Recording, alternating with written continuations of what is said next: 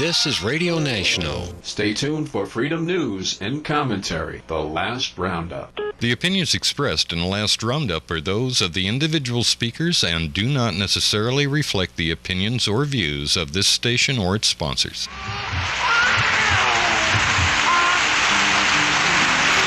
I'm heading for the last roundup. Hated man! Top of the world! I said I want the truth. You can't handle the truth. I said I want the truth. You can't handle the truth.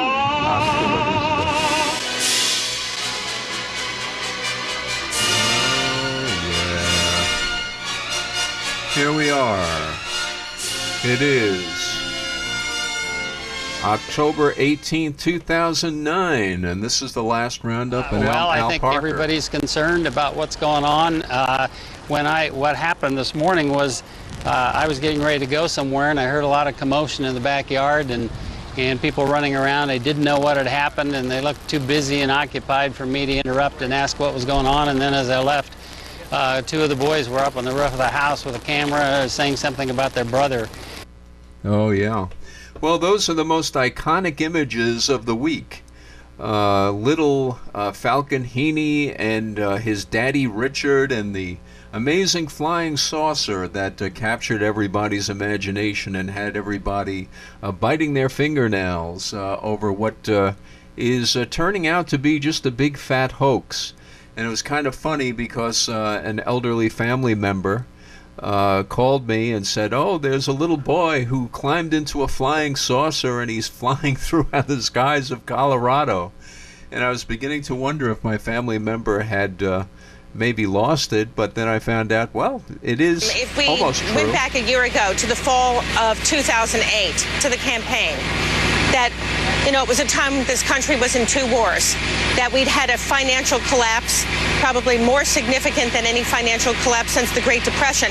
If you were a Fox News viewer in the fall election, what you would have seen would have been that the biggest stories and biggest threats facing America were a guy named Bill Ayers and something called Acorn. I mean, the reality of it is that Fox News often operates almost as either the research arm or the communications arm of the Republican Party.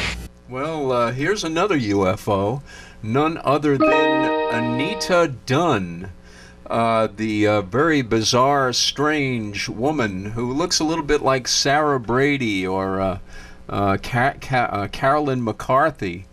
Very strange woman who was sent out by the White House to attack Fox News specifically.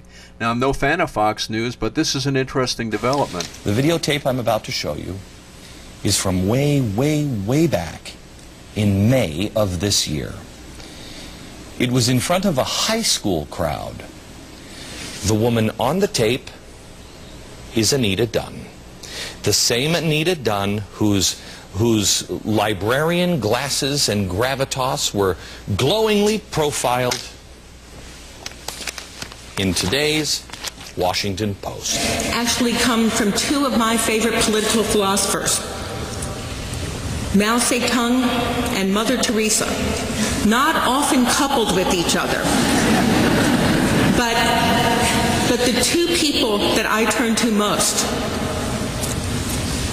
to basically deliver a simple point, which is you're going to make choices, you're going to challenge, you're going to say why not, you're going to figure out how to do things that have never been done before. But here's the deal. These are your choices. They are no one else's. In 1947, when Mao Tse Tung was being challenged within his own party on his plan to basically take China over, Chiang Kai-shek and the nationalist Chinese held the cities. They had the army. They had the Air Force. They had everything on their side. And people said, how can you win? How can you do this? How can you do this? Against all of the odds against you. And Mao Tse Tung said, you know, you fight your war and I'll fight mine. And think about that for a second. You know, you don't have to accept the definition of how to do things, and you don't have to follow other people's choices and paths. Okay? It is about your choices and your path. You fight your own war. You lay out your own path. You figure out what's right for you. You don't let external definition define how good you are internally. You fight your war, you let them fight theirs. Everybody has their own path. Well, notice that Ms. Dunn keeps using the term path. Could that be the shining communist path? Ms. Dunn, during that speech, if you were watching at radionational.org while listening on WBCQ, you might have noticed that in the video, and you can catch this on YouTube, just type in Anita Dunn, Mao Tse Tung, and you'll notice that Anita Dunn keeps sticking her tongue out very much, and it reminded me of something, and then I realized that it was like a snake will occasionally stick out its tongue to sense its environment, to sense whether there is any prey around. But Ms. Dunn, the anointed spokesperson of the White House to attack Fox News, is giving a speech to a group of students apparently last June, and was extolling the virtues of none other than Mao Tse Tung. Yes. And maybe considering the fact that Miss Dunn keeps sticking her tongue out, maybe it should be Mao Tse Tung. But a very bizarre speech where she extols the virtues of Mao Tse Tung as her greatest role model, as her greatest, let's say, font of wisdom, and how he was struggling to take over China in 1947, and we can learn from him, learn to be dedicated, learn to be, don't take no for an answer, even if the odds are against you and your enemies hold the cities and the towns and the military. You too can follow in Mao Tse Tung's footsteps and conquer your evil adversary if you stay on the shining path, whatever that might be. Now, in the case of Mao Tse Tung, the great path to victory turned out to be a murderous one. It turned out to be in the name of establishing the most oppressive, murderous regime in the history of the world. And Glenn Beck on his program, I have to give him credit for this. I've never heard this from a mainstream media person before, but he actually admitted the fact that Mao Tse Tung made Adolf Hitler look like a piker. 6 million versus 60 million, or maybe 100 million people, those who wouldn't kowtow, those who wouldn't get on board with the idea that in communist China you didn't have private property, you lived in a commune, you had to dismiss all concepts of family, hearth, and home for the greater glory of the revolution and the great Mao Tse Tung. I guess we can see that cult of personality that grew up around Mao Tse Tung.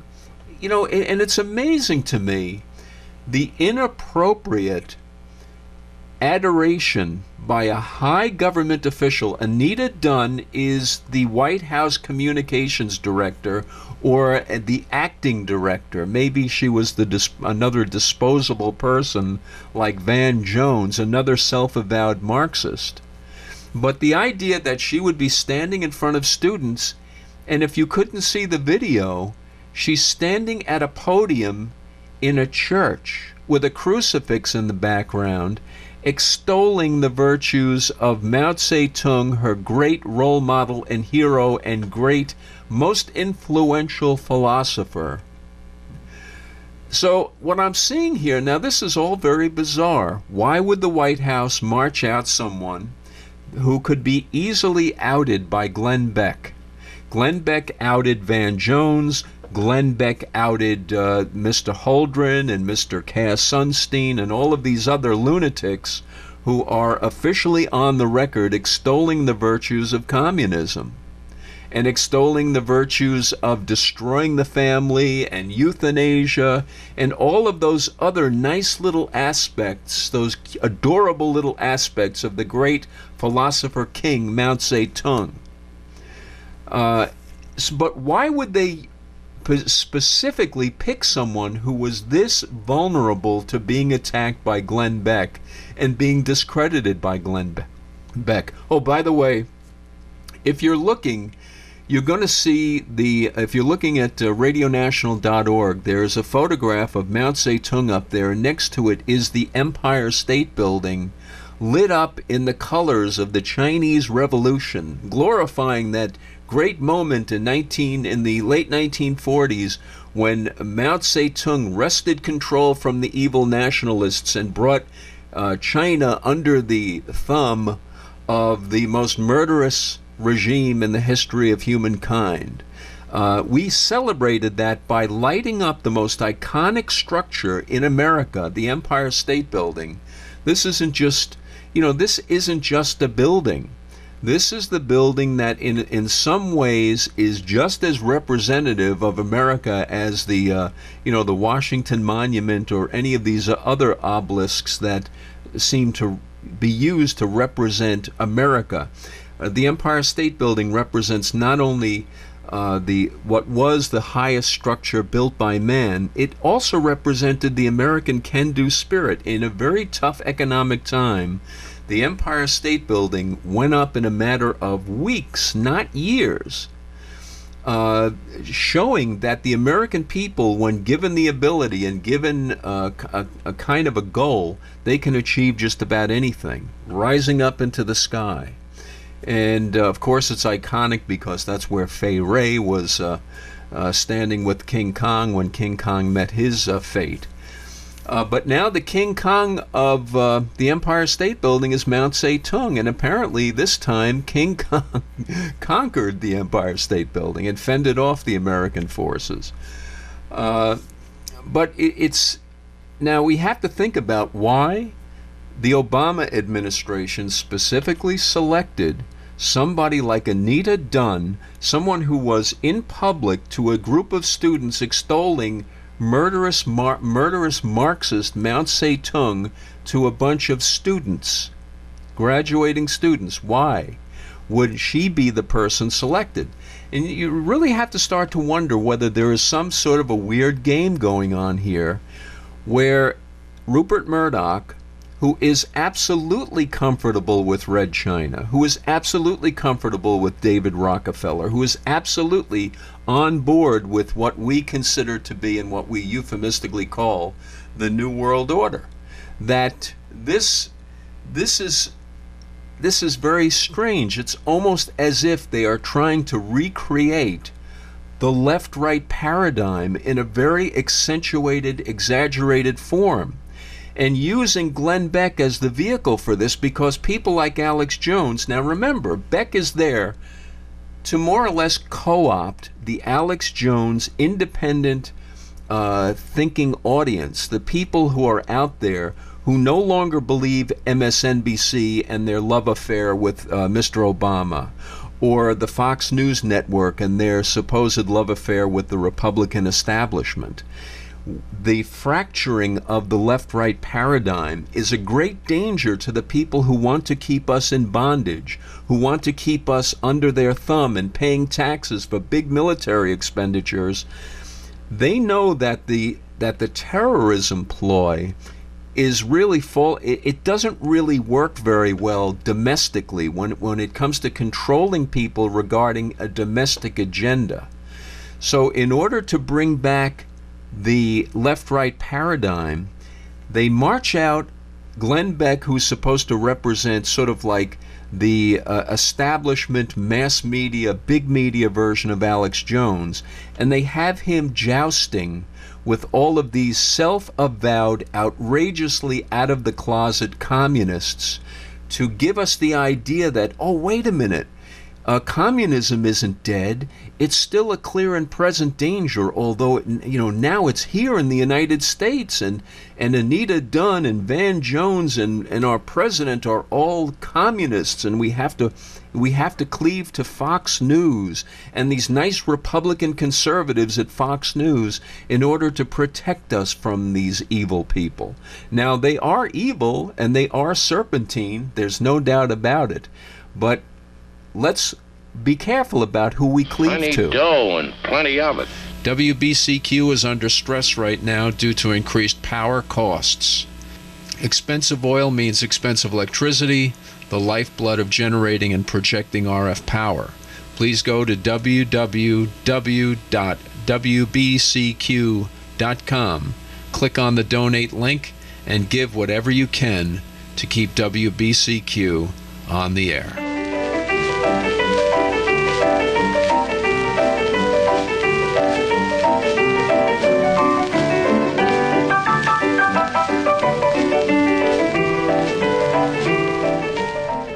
Okay, very good. Well, along these lines of extolling Red China, now remember, Red China and the Soviet Union are both what you would call societal, political, industrial laboratories for the oligarchs.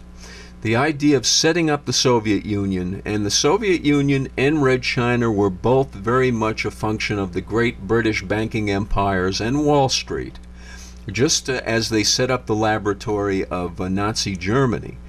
They're always experimenting with new ways to control people. And apparently they've decided that this evolving China, the Marxist, politically Marxist nation, that has literally enslaved its population and is now mixing certain elements of capitalism into this Marxism, where it's actually starting to become kind of I guess the closest thing that describes it is, because we tend to think of fascism as being a national movement, nationalistic fascism, Nazi Germany. But I think what we're seeing here is a kind of the combination of capitalism and communism has turned out to produce something called world fascism, which in effect is the worst elements of communism and the worst elements of Marxism. If you could possibly distill the most murderous, oppressive, evil aspects of both of those systems together, that's essentially what Communist China is. And Communist China is the most successful of all the laboratories in terms of there is the greatest productivity for the dollar, there is the greatest disparity between the haves and the have-nots, the wealthy and the lower classes, the working classes, which is exactly what oligarchs want. That for them is literally heaven on earth. Unfortunately for the rest of us, it's more like hell on earth. And even the Russians admire China. This is something that I found on the Drudge Report. This is an amazing article by Clifford Levy. Russia's leaders see China as template for ruling. And when you read this, consider the fact that our current administration is very, very amenable to Communist China and Russia. They love Mao Tse Tung. They love Marxism. So the idea that the Russians admire this, it's not much of a stress to say that probably our own leaders greatly admire what's going on in China. Russia's leaders see China as template for ruling. This again is by Clifford Levy, Dateline Moscow. Nearly 2 decades after the collapse of the Communist Party, Russia's rulers have hit upon a model for future success, the Communist Party, or at least the one that reigns next door. Like an envious underachiever, Vladimir V. Putin's party, United Russia, is increasingly examining how it can emulate the Chinese Communist Party, especially its skill in shepherding China through the financial crisis relatively unbowed. United Russia's leaders even convened a special meeting this month with senior Chinese Communist Party officials to hear firsthand how they wield power. In truth, the Russians expressed no desire to return to communism as a far-reaching Marxist-Leninist ideology, whether the Soviet version or the much attenuated one in Beijing. Now, what they mean by that is that in the theoretical version of communism, there is a distribution of wealth. There are no masters. Everybody is a worker for the state. And the person who runs the factory makes the same as the person who is the slave labor at the factory. Of course, they don't like that part of it. They like the idea that there is an upper class of oligarchs and lower rungs of people who are basically their slaves. So of course they don't like pure communism, because that doesn't give them the perks of living high on the hog if they happen to be lucky enough to be at the top of the pyramid. In truth, the Russians express no desire to return to communism. It is a historical turnabout that resonates, given that the Chinese communists were inspired by the Soviets before the two sides had a lengthy rift. For the Russians, what matters is the country's divergent paths in recent decades. They are acutely aware that even as Russia has endured many dark days in its transition to a market economy, China appears to have carried out a fairly similar shift more artfully. Well, of course it's artful because we subsidized it. You get it? When Henry Kissinger and Richard Nixon basically opened the door to China, remember, there was still the Cold War going on with the Russians, but we liked China. So of course China could achieve this great miracle because you, Mr. and Mrs. America, subsidized that laboratory with your jobs. And now you're going to be subsidizing it with all of your resources and fuel, your coal, your oil, your gas, and your property. Back to the article. The Russians also seem almost ashamed that their economy is highly dependent on oil, gas, and other natural resources, as if Russia were a third world nation. Well, join the club, Russia. We're there right with you, Russia. While China excels at manufacturing products sought by the world, the accomplishments of China's Communist Party in developing its government deserve the highest marks. Alexander D. Zhukov, a deputy prime minister and senior Putin aide, declared at the meeting with Chinese officials on October 9th in the border city of Sofing, China, northwest of Vladivostok. The practical experience they have should be intensely studied. Mr. Zhukov invited President Hu Jintao, General Secretary of the Chinese Communist Party, to United Russia's convention in November in St. Petersburg. The meeting capped several months of increased contacts between the political parties. In the spring, a high-level United Russia delegation visited Beijing for several days of talks. The United Russia announced that it would open an office in Beijing for its research arm. Now, this is obviously not really a great development, because with Russia's ability, now China has this tremendous productive capacity and high-tech capacity that we have given them. If you combine that with the tremendous resources of Russia, that is a pretty frightening combination.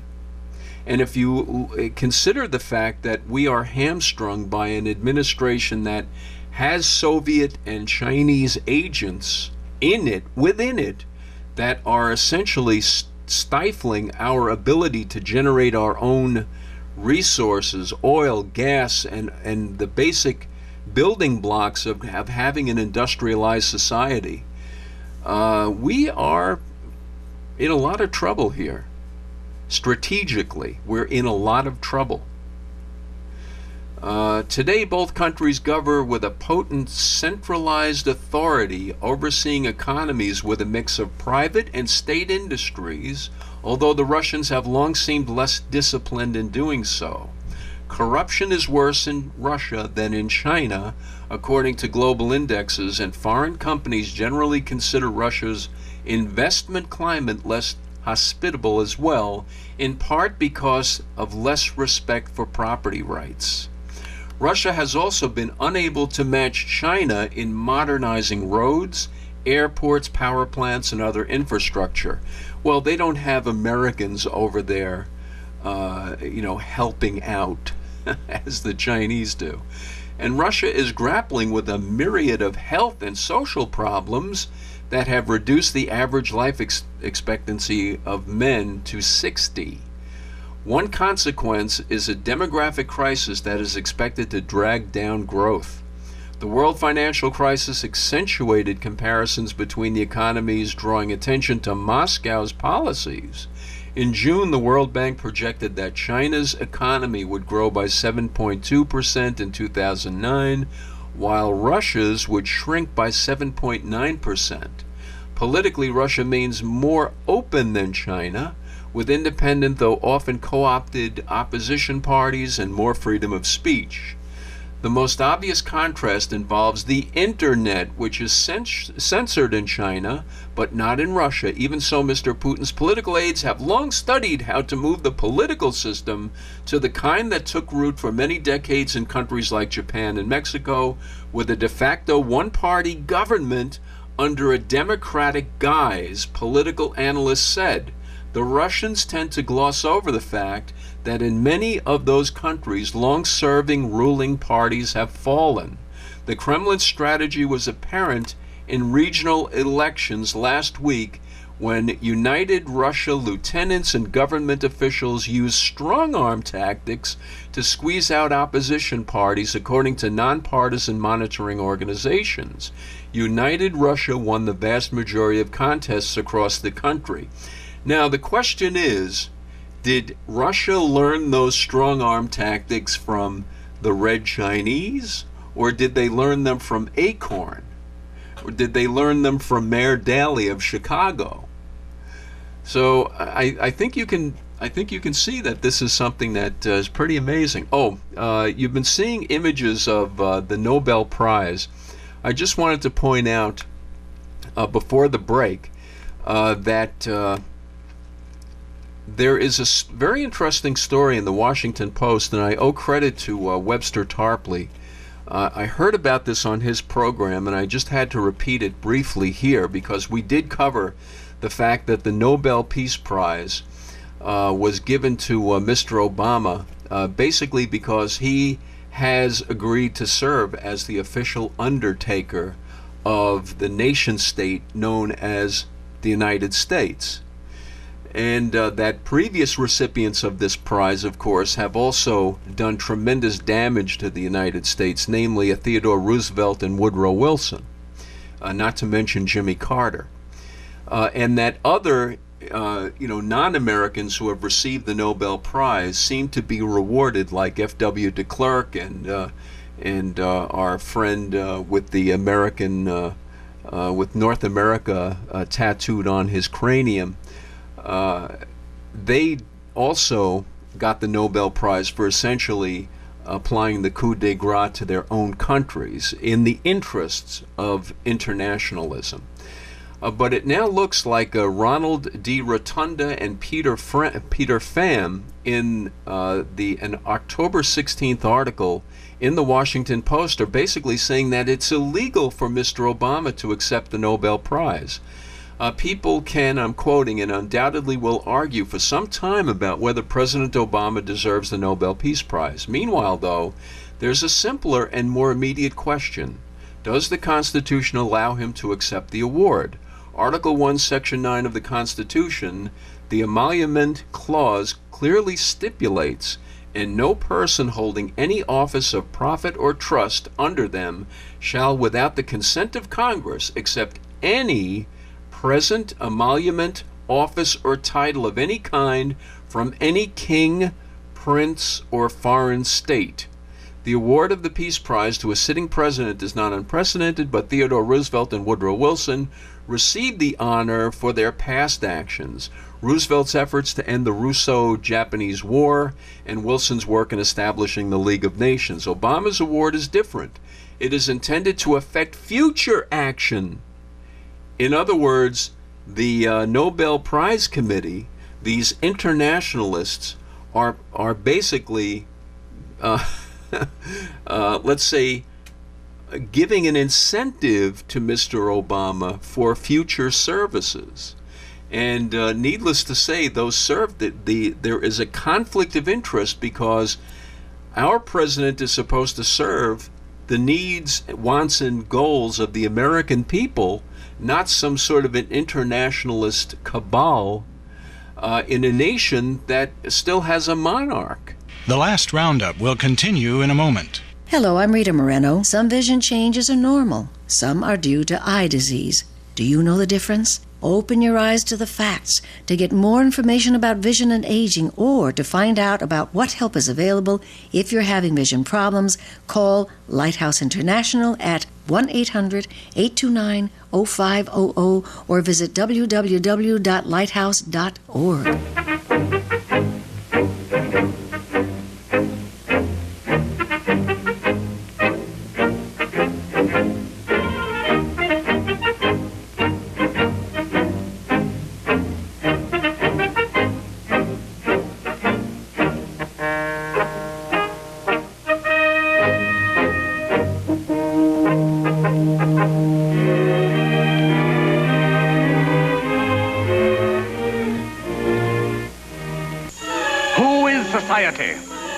We are.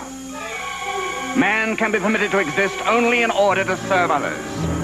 He must be nothing but a tool for the satisfaction of their needs. Self-sacrifice is the law of our age.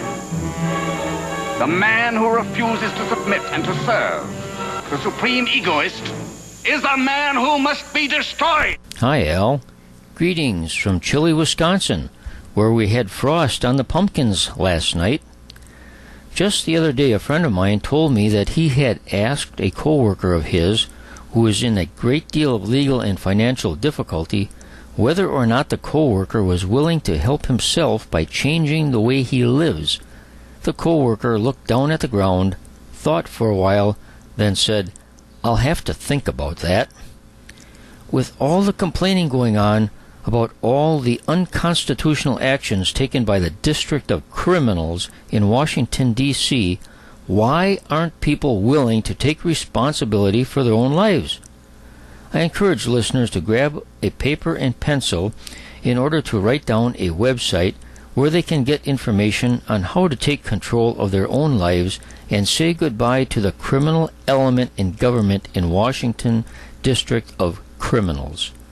That website is sponsored by the People's Awareness Coalition and is www.pacinlaw.org. Again, the website is www.pacinlaw.org. I have in front of me today 2 articles written by Chuck Baldwin that are relevant to the People's Awareness Coalition website. The first article is titled, "Has the Church Become Irrelevant?" and the second article is titled, "These Are Not Negotiable." The first article starts out, "America's Christian heritage is both rich and deep. What most historians and educators refuse to acknowledge, our forebears understood clearly. It was mostly Christians and churches that formed and shaped the new land that became known as the United States of America." For example, when discussing the brave exploits of the passengers on board the Mayflower, people seem to have forgotten that the voyage was mostly the endeavor of a single church congregation. And don't forget that it was Pastor Jonas Clark's male congregants who withstood British troops at Lexington and fired the very first of the shots heard round the world. The famous French historian Alexis de Tocqueville credited the pulpits and churches of colonial America with inspiring America's successful war for independence and subsequent prosperity much more than its institutions of learning, halls of Congress, or industries of invention. From the very beginning, America's Christians and pastors were intricately involved in the establishment and building of this republic. It is no hyperbole to say that without the influence, sacrifice, dedication, blood, sweat, and tears of America's early Christians, this country would not exist. But what do we see today? We see pastors and church congregations who are, for the most part, totally ignorant of their own heritage and history. They have little or no understanding of the principles of natural law, something America's founders knew almost by second nature. They seem to know next to nothing of the biblical principles of liberty and government.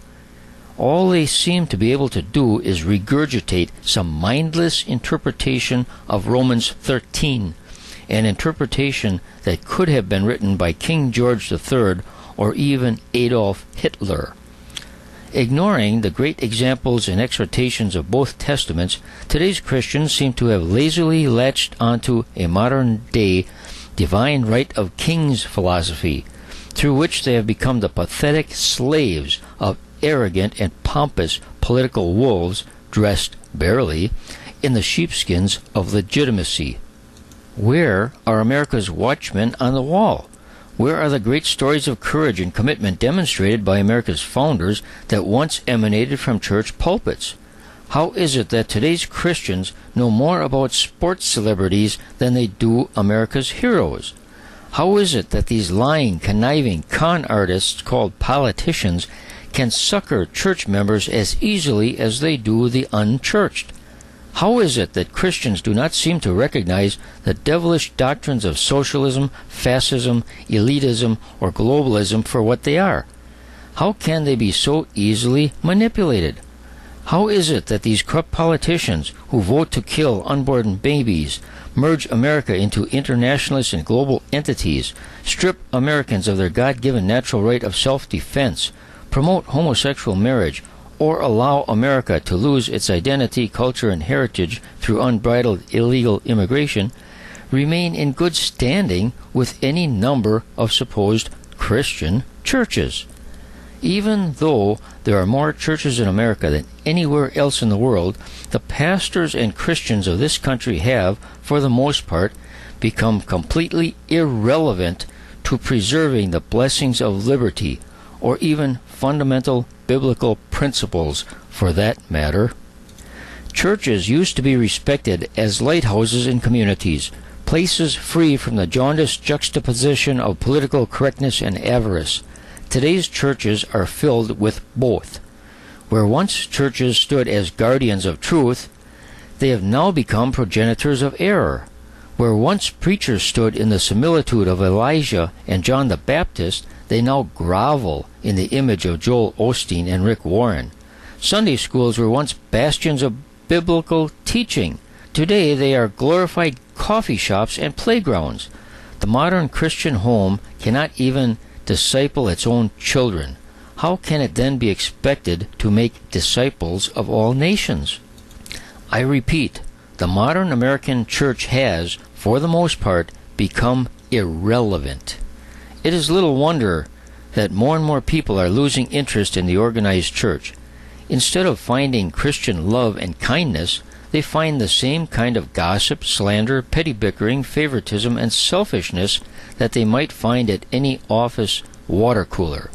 Instead of hearing a prophet of God declare the word of God, they hear a milquetoast minister meekly musing the latest self-help book.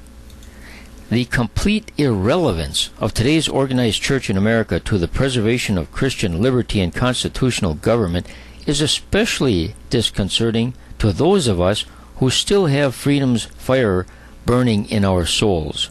Where do we go for respite and instruction? I tell you the truth, there are hundreds of thousands of patriotic, freedom-minded Christians all over America who have had it up to here with these spineless social clubs called churches. They are tired of petrified pastors groveling before corrupt politicians and businessmen. They hunger for truth, and they are not finding it in most organized churches. As an example, go to my list of people who have written me to let me know that they are desperately seeking a black regiment-type church that they can attend. The list grows by the day. These people are not looking to be entertained or pampered. They do not care about social standing or making business contacts. They don't care which church has the most exciting youth program or how many softball teams it has. They want a church where the pastor isn't afraid to speak truth to power and take a stand for liberty. And unfortunately, such churches are getting harder and harder to find. In fact, I submit that the true church is not emerging, it is submerging.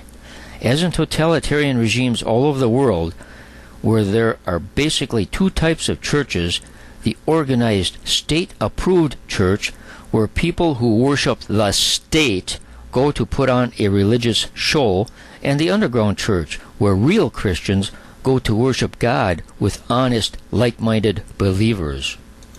The underground church in America is not totally underground yet, but the schism is taking place rapidly. Unlike the houses of state worship, which enjoy large congregations and ornate buildings, underground churches are, for the most part, small and unassuming. Home churches are also mushrooming and must be considered part of the underground church movement. And, of course, black regiment churches are springing up all across the country. See the list of black regiment churches at chuckbaldwinlive.com/blackregiment.php. I am convinced that it is through these independent, unaffiliated, unorganized, or underground churches that relevancy will return. It is in these churches where Christians can be taught the biblical principles of natural law, where children who are disciplined and know how to behave are not considered oddities, where pastors aren't afraid to proclaim truth, where people are still committed to constitutional government and understand the difference between a democracy and a republic, and where self-serving neocons are not regarded as heroes.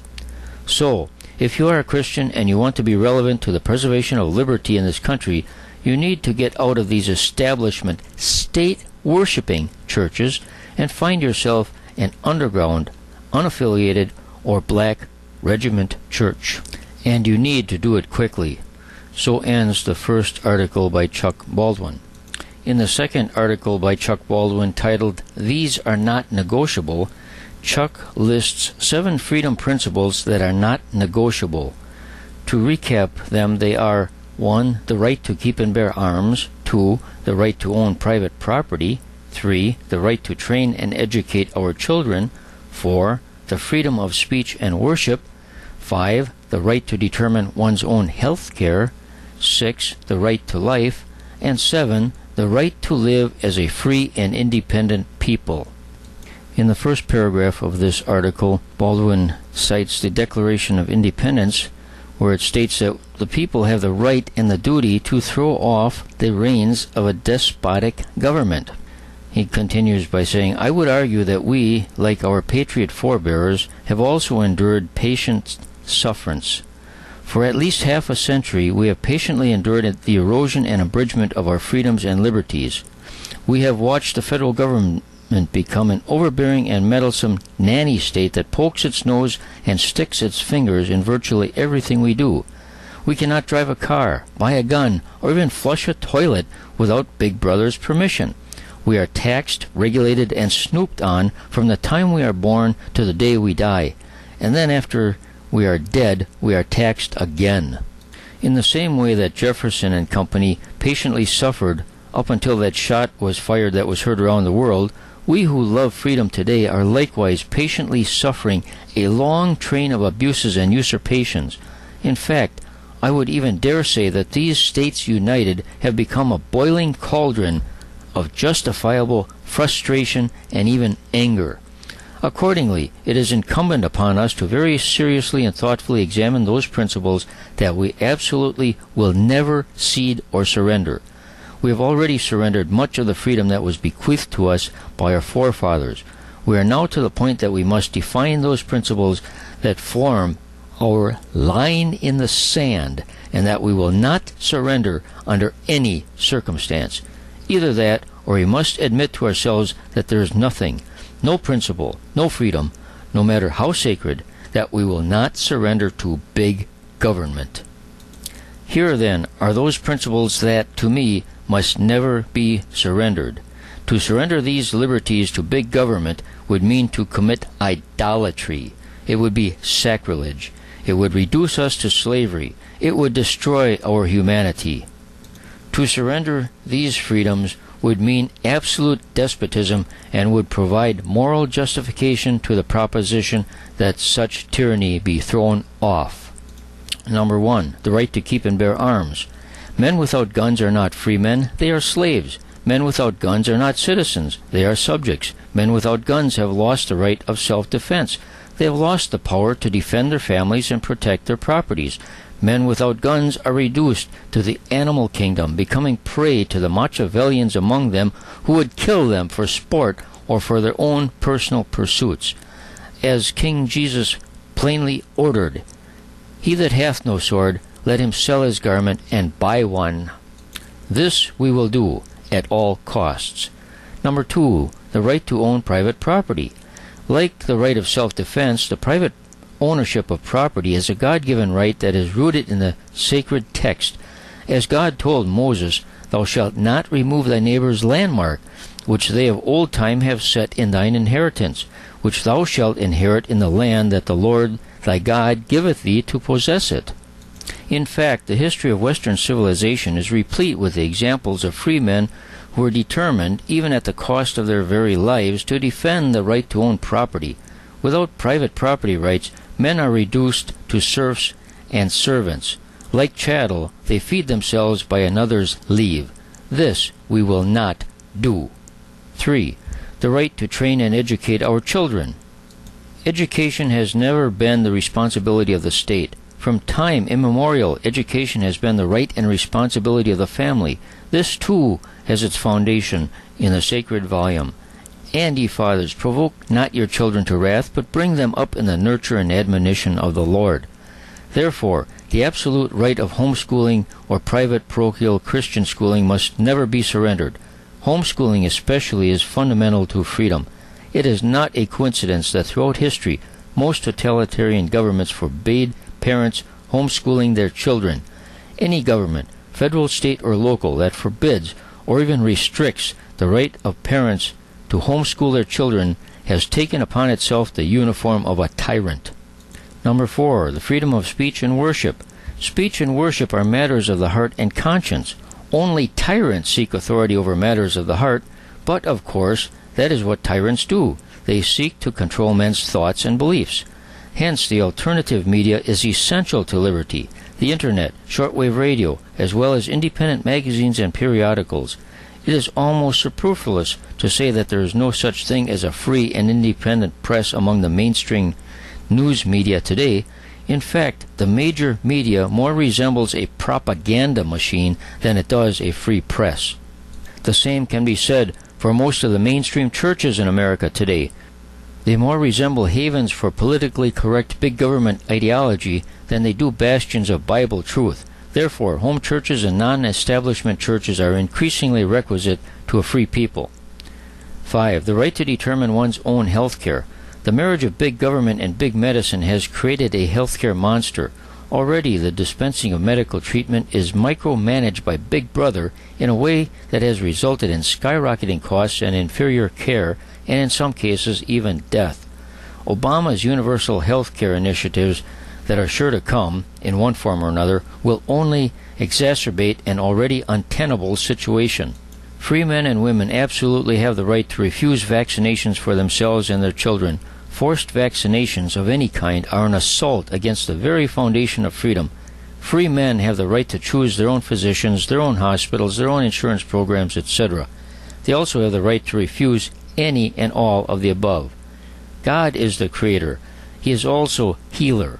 Therefore, how men choose to seek God's healing is a private matter between them and God. Alternative medicine is a right. Already, our military personnel are used as human guinea pigs to test a variety of drugs and chemicals. Public schools also require forced vaccinations. And now the push is on to force the general population to take the swine flu vaccine. At the current pace, it won't be long until all alternative medicines and treatments will be illegal and the federal government will be America's doctor. This is not acceptable. Number 6, the right to life. 2,000 years of Western civilization have perpetually reconfirmed that life is a gift of God. Both biblical and American history repeatedly honor God as the source and sustainer of man's existence. Therefore, evils such as abortion, infanticide, and euthanasia must be vehemently resisted. It is bad enough that any government, especially one such as ours, would legalize abortion, but the concept of forced abortions, infanticide, or euthanasia could only be regarded as a despotic attack on life and liberty of the gravest proportion. In fact, under natural law, such an attack would remove said government from the protection of heaven and would place it in a state of war. Number 7, the right to live as a free and independent people. God separated the nations. Therefore, it is absolutely necessary that we Americans maintain our independence and national sovereignty. We simply cannot and will not allow ourselves to become part of any hemispheric or global union. There they are, 7 freedom principles that are not negotiable. As Jefferson said, we are disposed to suffer while evils are sufferable. But cross these lines and free men must do what free men must do. Throw off such government and to provide new guards for their future security. And so ends the article by Chuck Baldwin. And on that note, I will say, talk to you later, Al.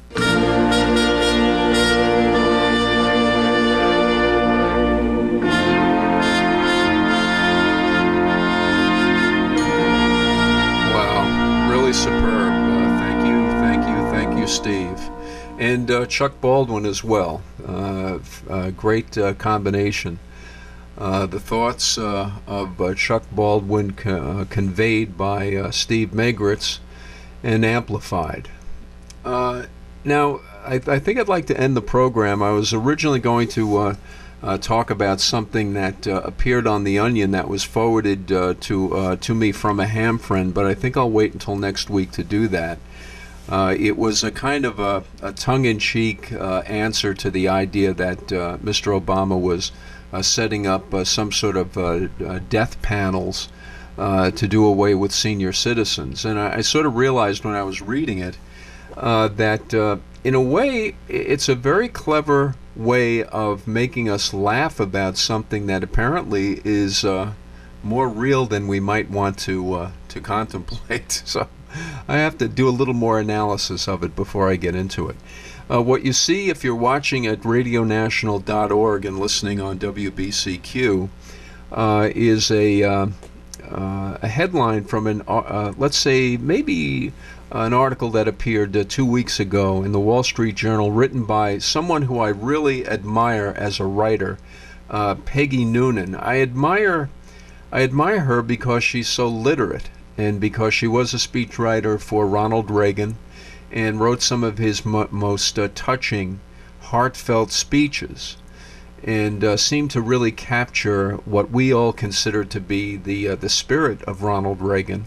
Either she understood him or infused something into him through her speech writing. And I'd just like to look at something that appeared recently. It's this article titled, Keeping America Safe from the Ranters. As the elders of the media die, who'll replace them? Now, Peggy Noonan is a function of the Washington inner circle. She is supposed to be a conservative Republican or independent, but I think you can see from this writing that this woman is fully captured by this Washington elite. And I'll quote, "When William Safire died the other day, we lost one of the elders of journalism and the argumentative arts. We've been losing a lot of them lately. Walter Cronkite, Bob Novak, Don Hewitt, and Irving Kristol. The stars seem to be going out one by one," said Howard Stringer at Cronkite's memorial. Now, this is supposedly a Republican, absolutely terrified at the idea that people like Irving Kristol and Walter Cronkite are no longer controlling, no longer gatekeeping in the media. Continue to read. At a gathering of Sapphire's friends and family this week, Bill's stories were told with affection, humor, and a bit of awe. He made his way in a profession that was, early on, hostile to the former Nixon speechwriter and PR man. He barreled through the well-marshaled gifts and heroic work effort. He was a famous lover of words and language whose deepest loyalty was reserved, kept apart for his wife, children, and friends. He took care of those in his ken. And there was the professionalism. He loved journalism, respected what he did, loved helping young ones on the way up, and was so proud of his work that he was only half kidding when he said, "It's not a column, it's a pillar." Anyway, everyone there knew we'd suddenly lost one of the great ones, the elders. And there is lately a sense of a changing of the guard. Who are the elders? They set the standards. They hand down the law. They're the oldest and wisest. By proceeding through the world each day with dignity and humanity, they show the young what it is that should be emulated. They're the tribal chieftains. Elders? Tribal? What is Peggy Noonan telling us? Now this is really the payoff here. Why is she writing with such verve and such a tribute, such a heartfelt, worshipful tribute to people like William Safire and Walter Cronkite? And here's the payoff. I'm skipping down a bit in the column. 2 examples from past week. A few days ago, I was sent a link to a screed by MSNBC's left-wing anchorman, Ed Schultz. The Republicans lie. They want to see you dead. They'd rather make money off your dead corpse. That kind of, they kind of like it when the woman has cancer and they don't have anything for us. Next, a link to the syndicated show of right-wing radio talker Alex Jones on the subject of the U.S. military, whose security efforts at the G20 summit in Pittsburgh show them to be agents and lackeys of the New World Order. Quote, "They are complete enemies of America. Our military's been taken over. This is the end of our country." Later, "They'd love to kill 10,000 Americans." And, quote, "The Republic is falling right now," unquote. This increasingly is the sound of our political conversation. It is not new to call this kind of thing destructive, though it is. It is a daily agitating barrage that coarsens and inflames. It tears the national fabric, but it could wind up doing worse than that.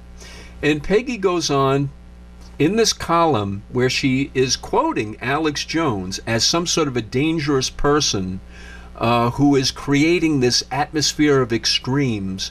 Don't you think that a government that is literally stealing the wealth and the sovereignty of the United States, isn't that kind of an extreme act that needs to be addressed by heated rhetoric rather than the polite, politically correct gatekeeping of a Walter Cronkite or a William Safire? Don't worry, Mr. and Miss America. Your great leaders know what's best for you, even if what they consider best for you is to be completely decimated economically and wind up in some sort of a homeless shelter or gulag. But Peggy also brings up the fact that people like Alex are endangering the safety of our leaders. God forbid. The last Roundup is a presentation of Radio National.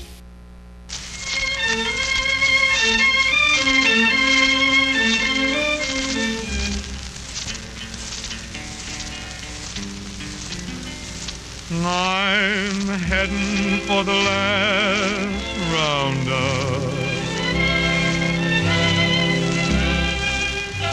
Gonna saddle old pain for the last time and ride.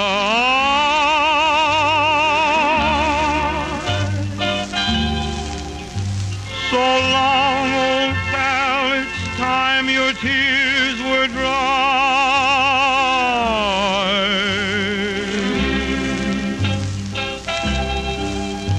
I'm heading for the last